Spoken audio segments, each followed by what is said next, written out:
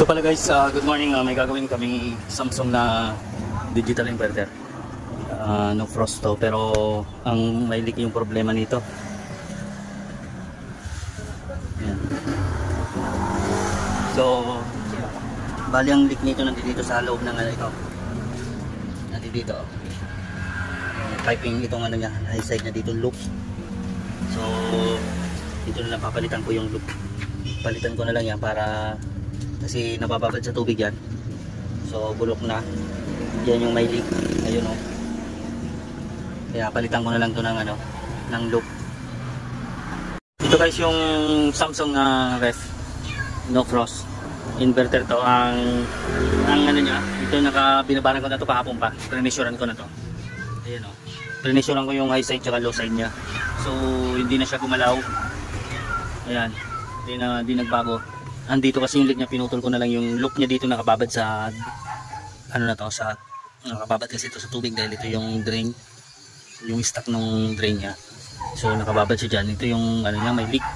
Ayan. Ito. Bali ito yung may leak niya. So nag-coil na lang ako ng copper tube. Ito na lang ipapalit ko.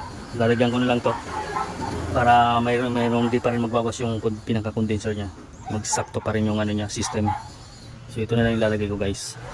Dito ko na ito ilalagay.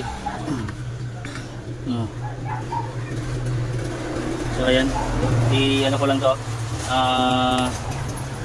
I-ano ko lang muna siya. Ihihinang ko.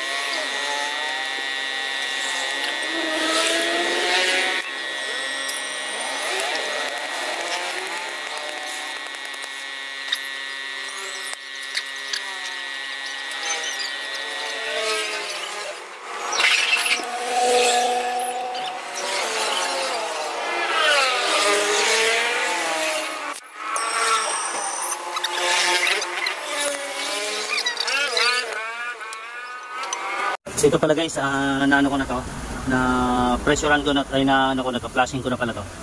Na-flashing ko na yung high side niyan, so lalagyan ko na lang siya ng filter dryer para ma-pressurean ko na to, tapos ma-reprocess na namin.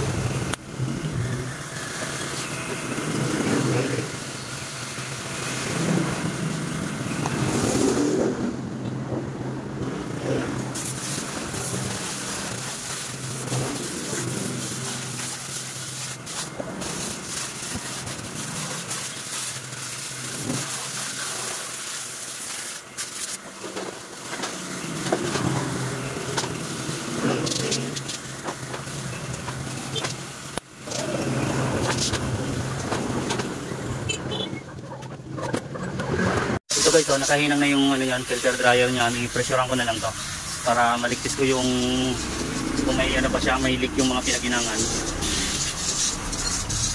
So ayun yung nilagay ko na lang na coil ng para sa loop niya.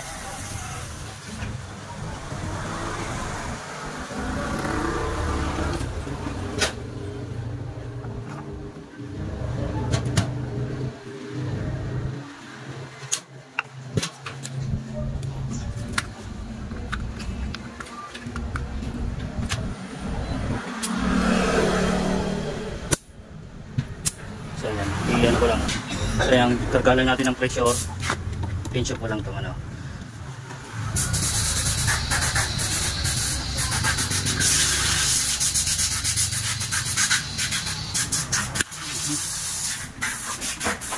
Para pag open yan, mamaya ma-reprocess namin.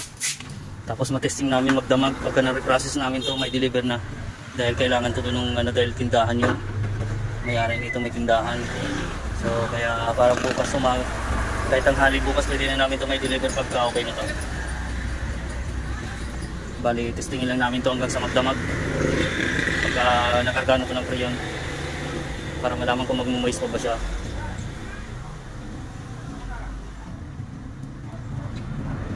Ito pala guys yung tawag nito yung ref na Samsung.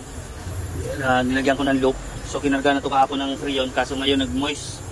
Ayan, moisture yan, oh. Kaya hindi niya nalusaw yung yellow yun, oh. Kaya kailangan i-release dahil moist yan.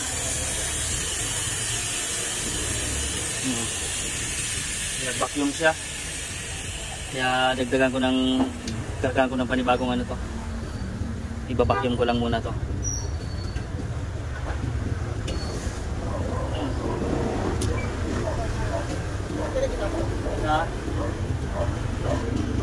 Ito guys, kargaan ko ulit.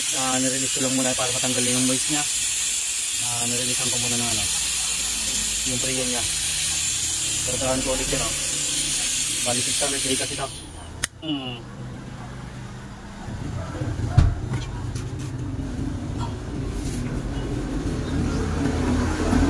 Hindi pa to pwede deliver ngayon kasi nagmamoist siya. So Sabado ngayon, Lunes na ito madi-deliver namin, sigurado to.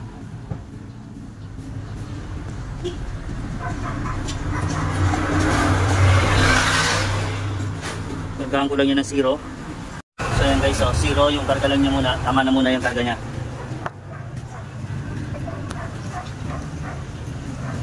Yan.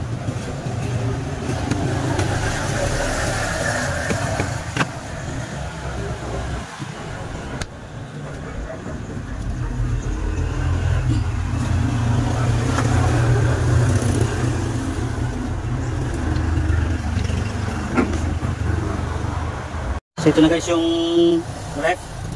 Ayan, oh, tumigas na yung tubig niya, oh. So ayan, hindi na siya nag ano. Pero di-deliver namin itong mga Monday na para matesting talaga. Ayan, hindi na siya nag-moist.